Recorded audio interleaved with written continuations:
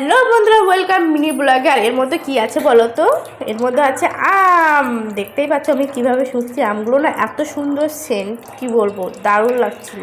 তো খেতে কেমন হবে চলো দেখা যাক। এখন কেটে নিই, এখানে ভালো করে আমগুলো আমি ধুয়ে নেব, কারণ আমের গায়ে প্রচণ্ড আঠা থাকে। এই আঠাগুলো ভালো করে ধুয়ে নেব, মুখটাও ভালো করে ধুয়ে নেব। তো ধুয়ে নেওয়া হয়ে গেছে, চলো এবার কেটে দেখি। তো আমটা কেটে দেখি আমি তো পুরো অবাক, কত সুন্দর হলুদ, দেখো দারুণ লাগছে আমটাও দেখতে। এরকম আম খেয়েছো অবশ্যই কমেন্টে জানিও। আমি তো এই ফার্স্ট টাইম খাচ্ছি আম। তো আম কাটা রেডি হয়ে গেছে, চলো তোমাদের দাদাভাইয়ের দ্বারা নিয়ে যাই।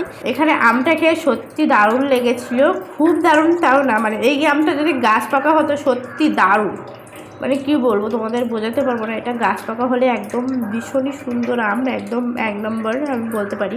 তোমাদের দাদাভাই খেয়েও বলছে মোটামুটি ভালো। আমরা সবাই আম খেতে থাকি, তোমরা ততক্ষণ আমার চ্যানেলটা সাবস্ক্রাইব করে আমার বন্ধু হয়ে যাও। Thank you.